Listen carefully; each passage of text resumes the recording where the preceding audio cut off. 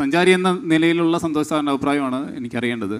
Channel ചർച്ചകളിലൊക്കെ നമ്മൾ കാണാറുണ്ട്, ഭാരതം 10 വർഷമായി വളരെയധികം മുന്നോട്ട് സഞ്ചരിക്കുന്നു, കൺസ്ട്രക്ഷൻ ഫീൽഡിലുള്ള വളർച്ചയുണ്ട്, യാത്രാ മാധ്യമങ്ങളുടെ വളർച്ചയുണ്ട്, എല്ലാ രീതിയിലും ഭാരതം ഒത്തിരി മുമ്പോട്ട് നീങ്ങുന്നു എന്ന് കാണുന്നു. ചിലർ അതിനെ സപ്പോർട്ട് ചെയ്ത് പറയുന്നു, ചിലർ അതിനെ ഒപ്പോസ് ചെയ്ത് പറയുന്നു. അപ്പം അങ്ങനെയൊക്കെ കാണുന്നു. അപ്പോൾ സാറൊരു സഞ്ചാരിയാണ്, അപ്പം ഭാരതം ഒട്ടാകെ സഞ്ചരിക്കുന്നുണ്ട്. അതുപോലെ തന്നെ മറ്റ് രാജ്യങ്ങളിലെ താരതമ്യം ചെയ്യുമ്പോൾ നമ്മൾ കാണുന്ന ഭാരതത്തിൻ്റെ വളർച്ച എങ്ങനെയുണ്ടെന്നൊന്ന് അറിഞ്ഞാൽ നന്നായിരുന്നു. ഭാരതം ലോകത്തിനൊപ്പം വളർന്നുകൊണ്ടിരിക്കുന്ന ഒരു രാജ്യം തന്നെയാണ്, അതിന് സംശയമൊന്നുമില്ല. അത് 10 വർഷമായിട്ട് മാത്രം വളരുന്നതാണെന്നൊന്നും എനിക്ക് അഭിപ്രായമില്ല. നമ്മൾ ആണവ ശക്തിയായി മാറിയത് ഏത് കാലഘട്ടത്തിലാണെന്ന് നമുക്കൊക്കെ അറിയാം. അല്ലെങ്കിൽ നമ്മളുടെ വിദ്യാഭ്യാസ മേഖലയിൽ രാജ്യവും കേരളം പോലുള്ള സംസ്ഥാനങ്ങളും ഒക്കെ അതിൻ്റെ അടിസ്ഥാനമിട്ട കാലഘട്ടം ഏതാണെന്നൊക്കെ നമുക്കറിയാം. അപ്പോൾ അതൊക്കെ ഒരു തുടർച്ചയാണ്. അതിന് ചില ഭരണാധികാരികൾ വരുമ്പോൾ അതിന് കൃത്യമായ കുറച്ചുകൂടെ ദിശാബോധം കൊടുക്കും, കുറച്ചുകൂടെ പവർഫുള്ളാവും. ചില വകുപ്പുകൾക്ക് അല്ലെങ്കിൽ ചില പ്രത്യേക ഉദാഹരണം പറഞ്ഞാൽ ഗതാഗതം, ഉപരിതല ഗതാഗതം നോക്കുക. എനിക്ക് തോന്നുന്നത് കഴിഞ്ഞ ഒരു 10 വർഷമായിരിക്കാം അതിന് ഏറ്റവും കൂടുതൽ വളർച്ച ഉണ്ടായിട്ടുണ്ടാവുക, അല്ലേ? നമ്മൾ ഇന്ത്യ മുഴുവൻ സഞ്ചരിക്കുമ്പോൾ നല്ല ഹൈവേകൾ വളർന്നു വരുന്നു, നല്ല പാലങ്ങൾ, ഇൻഫ്രാസ്ട്രക്ചർ, റെയിൽവേ കോറിഡോറുകൾ, ഇങ്ങനെയുള്ള സംവിധാനങ്ങളൊക്കെ വരുന്നു. എന്നാൽ മറ്റു ചില മേഖലകളിൽ അതിനു മുമ്പത്തെ 10 വർഷമായിരുന്നിരിക്കാൻ നന്നായിട്ട് വളർന്നത്. ഇപ്പോൾ മൻമോഹൻ സിംഗ് ഇന്ത്യയുടെ ധനകാര്യമന്ത്രിയായിരുന്ന ഒരു കാലത്താണ് ഞാനും ഒക്കെ ഇന്ന് അനുഭവിക്കുന്ന പല കാര്യങ്ങളിലേക്കും നമ്മുടെ ഇന്ത്യയുടെ വാതിൽ തുറന്നത്. അതിനു മുമ്പ് ഒരു ടെലിഫോൺ കണക്ഷനൊക്കെ കിട്ടണമെങ്കിൽ എത്ര MP-മാരുടെ പിന്തുണ അല്ലെങ്കിൽ അവരുടെ കത്തും കൊണ്ട് നടന്ന് വർഷങ്ങൾ കാത്തിരിക്കണം. അക്കാലത്ത് 2-3 വാഹനങ്ങളെ ഇന്ത്യക്കാർക്ക് അവൈലബിൾ ആവുള്ളൂ. കാറ് സെക്ഷനിൽ ഒരു അംബാസഡർ കിട്ടും, മഹീന്ദ്രയുടെ ഒരു ജീപ്പ് കിട്ടും, ഫിയറ്റ് കിട്ടും. ഈ അംബാസഡറിൻ്റെ കാറ് നമ്മൾ ബുക്ക് ചെയ്ത് ഉടനെ പുതിയത് കിട്ടണമെങ്കിൽ എനിക്ക് തോന്നുന്നു ഏതോ ഒരു MP-യുടെ റെക്കമെൻഡേഷൻ വേണം. ഇതൊക്കെ നടന്നിരുന്നൊരു കാലമാണ്. ഞാൻ നിങ്ങളെപ്പോലെ വിദ്യാർത്ഥിയായിരുന്ന കാലത്ത് സംഭവിച്ചിരുന്ന ഒരു കാര്യമാണ് ഇതൊക്കെ. അപ്പോൾ അദ്ദേഹം ഇതിനെല്ലാം നവീകരിച്ചപ്പോൾ ഒത്തിരി പ്രതിഷേധങ്ങളും എതിർപ്പുകളും ഉണ്ടായി. അക്കാലത്ത് ഞാൻ ഓർക്കുന്നുണ്ട്, എത്രയോ സമരങ്ങളുണ്ടായി. ഗ്ലോബലൈസേഷൻ നമുക്ക് ഗുണകരമാവുമോ ദോഷമാവുമോ എന്നൊക്കെ ചിന്തിച്ചു. ഗ്ലോബലൈസേഷൻ ഒത്തിരി മേഖലകളിൽ, സാങ്കേതിക വിദ്യയുടെ, ടെക്നോളജിയുടെ പല മേഖലകളിലും നമുക്ക് ഒത്തിരി നേട്ടങ്ങൾ ഉണ്ടാക്കി തന്നു. എന്നാൽ അത് നമ്മുടെ കാർഷിക മേഖലയ്ക്ക് വലിയ തകർച്ച ഉണ്ടാക്കുകയും ചെയ്തു. ഇന്ന് കാർഷിക മേഖലയിൽപ്പെട്ട ഒരു പ്രദേശത്താണ് നമ്മൾ. ഈ പ്രദേശത്തുള്ള കർഷകരുടെ മക്കളെല്ലാം ഈ രാജ്യം വിട്ടു പോകാൻ ആഗ്രഹിക്കുന്നതിൻ്റെ പ്രധാന കാരണം എന്താണ്? കാർഷിക മേഖല തകർന്ന് തരിപ്പണമായിപ്പോയി, അവിടെ ഒരു പ്രതീക്ഷയ്ക്ക് വകയില്ലാതായി. എന്നാൽ കാർഷിക മേഖല തകർന്നതിനൊപ്പം വ്യാവസായിക മേഖലയിൽ നമ്മൾ വേണ്ട രീതിയിൽ പ്രോത്സാഹനം കൊടുത്തില്ല. കർഷകരും തൊഴിലാളികളും മഹത്തായ കാര്യം ചെയ്യുമ്പോൾ സംരംഭകർ നാടിൻ്റെ ചൂഷകരാണ് എന്ന് ദീർഘകാലം നമ്മൾ വിശ്വസിച്ചു പോയി. അത് വലിയ അപകടം ചെയ്തു. അതുകൊണ്ട് എന്താണ്, നമ്മുടെ കുട്ടികൾക്ക് നല്ല വിദ്യാഭ്യാസം കിട്ടി പുറത്തിറങ്ങിയാൽ തൊഴിൽ കിട്ടാൻ സാധ്യതയുള്ള, നല്ല പ്ലേസ്മെൻറ്റ് കിട്ടാൻ സാധ്യതയുള്ള വലിയ സ്ഥാപനങ്ങൾ ഇല്ലാതായിപ്പോയി. അത് സംരംഭകരായി മാറുന്നതിൽ നിന്ന് നമ്മുടെ പുതിയ തലമുറയെ പോലും അല്പം ആശങ്കപ്പെടുത്തുന്നുണ്ട്. ഞാനൊരു സംരംഭകനായാൽ കേരളത്തിൽ അത് വിജയിക്കുമെന്നുള്ള ആശങ്കയുള്ളവരാണ് ഇന്ന് പഠിച്ചിറങ്ങുന്ന വിദ്യാർത്ഥികൾ പോലും. അപ്പോൾ ഏതെങ്കിലും ഒരു കാലഘട്ടത്തിലെ നേട്ടം ആണ് ഇന്ത്യയുടെ വളർച്ച എന്ന് ഞാൻ പറയുന്നില്ല. പക്ഷേ ചില മേഖലകൾക്ക് ചില പ്രത്യേക കാലഘട്ടങ്ങളിൽ പ്രത്യേക ഊന്നൽ കൊടുത്തിട്ടുണ്ട്. അത് കാലത്തിനനുസരിച്ചുള്ളൊരു മാറ്റമാണ്. ഇന്ന് ലോകത്തിറങ്ങുന്ന ChatGPT-യെക്കുറിച്ച്, ഏറ്റവും പുതിയ ടെക്നോളജിയെക്കുറിച്ച് നിങ്ങൾക്ക് സംസാരിക്കാൻ കഴിയുന്നത് എന്തുകൊണ്ടാണ്? നിങ്ങൾക്കിന്ന് ഇവിടെ ലോകത്തിറങ്ങുന്ന ഏറ്റവും പുതിയ ടെക്നോളജി നിങ്ങളുടെ മൊബൈൽ ഫോണിൽ ലഭ്യമായതുകൊണ്ടാണ്. അമേരിക്കയിൽ ആപ്പിൾ ഐഫോണിൻ്റെ 16ാം വേർഷൻ ഇറക്കിയാൽ അത് അടുത്ത ദിവസം ഇന്ത്യക്കാരുടെ കിട്ടുന്ന ടെക്നോളജി ഇവിടെ വന്നു, അതിനുള്ള സംവിധാനം വന്നു. അത് ഭരണത്തിൻ്റെ തീരുമാനങ്ങളാണ്. ഞാൻ അടുത്ത ദിവസങ്ങളിൽ പോകുന്ന ഒരു രാജ്യമുണ്ട് സഞ്ചാരത്തിന് വേണ്ടി. ആ രാജ്യത്തേക്ക് ഞാൻ ഇന്ന് രാത്രി പോകേണ്ടിയിരുന്നതാണ്. ഞാനൊരു 3 ദിവസം കൂടെ മാറ്റി വെച്ചു. കാരണം എന്താ അറിയാമോ? അവിടെ നമ്മുടെ ക്രെഡിറ്റ് കാർഡോ ഡെബിറ്റ് കാർഡോ ഇത്തരം ഡിജിറ്റൽ ട്രാൻസാക്ഷനോ ഒന്നും സാധിക്കാത്തൊരു രാജ്യമാണ്. ഞാൻ ഇതൊക്കെ ഉണ്ടാകുമെന്ന് പ്രതീക്ഷിച്ചാണ് എല്ലാം ബുക്ക് ചെയ്തത്. പക്ഷേ അവിടെ ചെന്ന് കാശുമായിട്ട് പോയി മാത്രം ട്രാൻസാക്ട് ചെയ്യാൻ പറ്റുന്ന അങ്ങനെയും രാജ്യങ്ങൾ ഈ നാട്ടിലുണ്ട്. ഇന്ന് ഗൂഗിൾ പേയുടെ സാധ്യത എന്താണെന്ന് അറിയുന്ന ഒരാൾക്ക് ആ കാലഘട്ടത്തിൽ ജീവിക്കുമ്പോൾ എത്ര നൂറ്റാണ്ട് മുമ്പാണ് ഒരു മനുഷ്യൻ ജീവിക്കുന്നതെന്ന് തിരിച്ചറിയാൻ പറ്റും. ഈ നൂറ്റാണ്ടുകൾക്ക് മുമ്പ് ജീവിച്ചിരുന്ന ഒരു സമൂഹമാണ് ഞങ്ങളൊക്കെ. 90s വരെ, അല്ലേ? 90s-ൻ്റെ ഒരു മധ്യകാലം വരെ. ഇന്ന് നിങ്ങൾക്ക് ലോകത്തിനൊപ്പം സഞ്ചരിക്കാനും പഠിക്കാനും അറിയാനും ജീവിക്കാനും കഴിയുന്നുണ്ടെങ്കിൽ ഈ ഭരണാധികാരികളെല്ലാം ചേർന്ന് വരുത്തിയ മാറ്റങ്ങളാണെന്ന് ഞാൻ പറയും. എൻ്റെ പേര് ഷാനോ പി രാജ് എന്നാണ്. ഞാനിവിടെ ടൂൾ ആൻഡ് ഡൈ ഡിപ്പാർട്ട്മെൻറ്റിലെ ഫാക്കൽറ്റി ആയിട്ട് വർക്ക് ചെയ്യുകയാണ്. എൻ്റെ ചോദ്യം വർഗീസ് സാറിനോടാണ്. ഒരു അധ്യാപകൻ എന്ന നിലയിലും അതുപോലെ തന്നെ ഒരു ക്ലാസ്സിൻ്റെ അഡ്വൈസർ എന്ന നിലയിലൊക്കെ ഞങ്ങൾ പലപ്പോഴും ഉത്തരം പറയേണ്ടതും അതുപോലെ തന്നെ ഞങ്ങൾക്കൊരു ചലഞ്ചസ് തോന്നിയിട്ടുള്ളൊരു കാര്യത്തിൽ നിന്നാണ് ഞാൻ ചോദ്യം ചോദിക്കുന്നത്.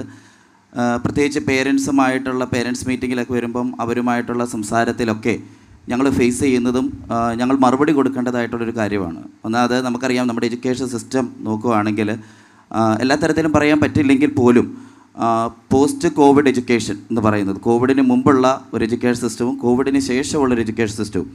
അപ്പോൾ അതിൽ കുട്ടികൾ ഓൺലൈനായിട്ടുള്ള പഠനത്തിലൊക്കെ ഫോണിൻ്റെ ഉപയോഗങ്ങളൊക്കെ ഒരുപാട് വന്നിട്ടുണ്ട്. അപ്പോൾ അവർ വീട്ടിൽ ചെന്നാൽ പോലും ഫോണിൻ്റെ ഒരു ഉപയോഗം അത് വളരെ മോശമായിട്ടുള്ള രീതിയിൽ, അല്ലെങ്കിൽ ഒരു എഡ്യൂക്കേഷന് പറ്റാവുന്നതിനേക്കാൾ അപ്പുറമായിട്ട് അവരുടെ വിദ്യാഭ്യാസത്തെ ബാധിക്കുന്നത് പേരൻസിൻ്റെ ഭാഗത്തുനിന്നൊരു അഭിപ്രായം ഇങ്ങനെ വരാറുണ്ട്.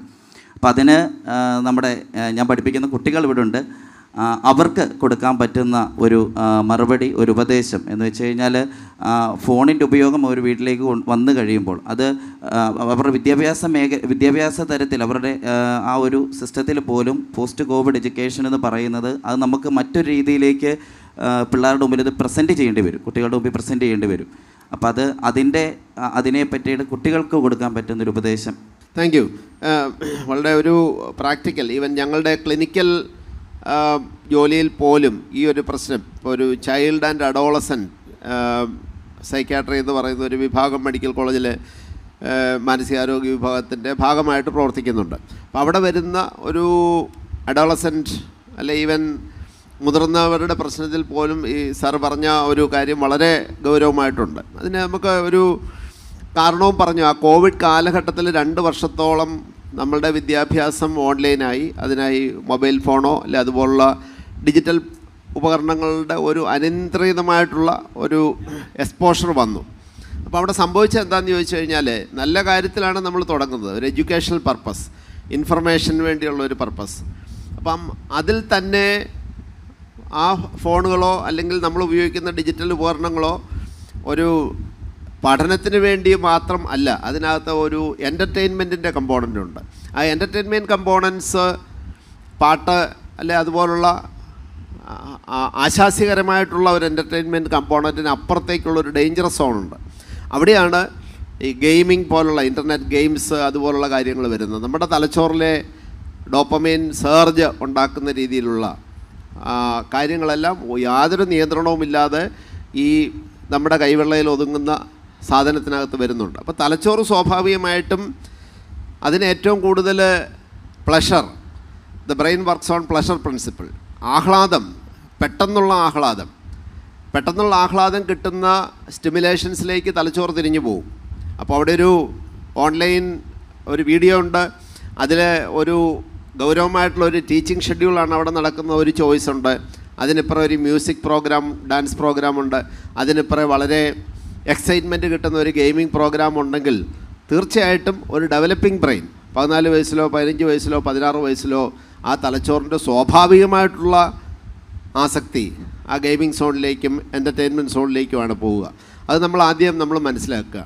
അപ്പോൾ അതാണ് അതിൻ്റെ അടിസ്ഥാന പ്രശ്നം. അത് നമ്മുടെ വന്ന ഒരു വലിയൊരു നാച്ചുറൽ ചേഞ്ചാണ്. അത് നമുക്ക് we are all exposed to that kind of problem. അതിനുള്ള ഒരു ബാഹ്യമായിട്ടുള്ള നിയന്ത്രണം എന്തുമാത്രം ഗവൺമെൻറ്റിനോ മാതാപിതാക്കൾക്കോ ഒരു ഇൻസ്റ്റിറ്റ്യൂഷനോ ഇതിനകത്തൊരു എക്സ്റ്റേണൽ കൺട്രോൾ കൊണ്ടുവരാൻ പറ്റും എന്നുള്ള കാര്യത്തിൽ വളരെ പരിമിതികളുണ്ട്. ഇനി കുട്ടികളിലേക്ക് വരുമ്പോഴത്തേക്കിന് അവിടെ വരേണ്ടത് കൂടുതലും നമ്മുടെ ഉള്ളിൽ നിന്ന് തന്നെയുള്ള ഒരു നിയന്ത്രണമാണ് വരേണ്ടത്. 18 വയസ്സിന് മുകളിലുള്ള ആൾക്കാരല്ലേ എന്ന് നേരത്തെ സന്തോഷ് സാർ ആവർത്തിച്ച് ചോദിച്ചു. ഞാനും 18 വയസ്സിൻ്റെ ഒരു പ്രാധാന്യം പറഞ്ഞു. 18 ഇയേഴ്സ് കഴിയുമ്പോൾ നമ്മൾക്ക് നമ്മുടെ തലച്ചോറ് പലപ്പോഴും ഇങ്ങനെയുള്ള പെട്ടെന്ന് ആഹ്ലാദം കിട്ടുന്ന ആസക്തികൾ കൊണ്ട് നമ്മുടെ തലച്ചോറ് നമ്മളറിയാതെ തന്നെ ഹൈജാക്ക് ചെയ്യപ്പെടുകയാണ്. ഹൈജാക്ക് എന്നുള്ള വാക്കറിയാമല്ലോ, ഭീകരന്മാർ വന്ന് ഡൽഹിയിൽ ഇറങ്ങേണ്ട ഫ്ലൈറ്റ് കറാച്ചിയിൽ ഇറക്കുന്നത് അത് ഹൈജാക്ഡ് ആയതുകൊണ്ടാണ്.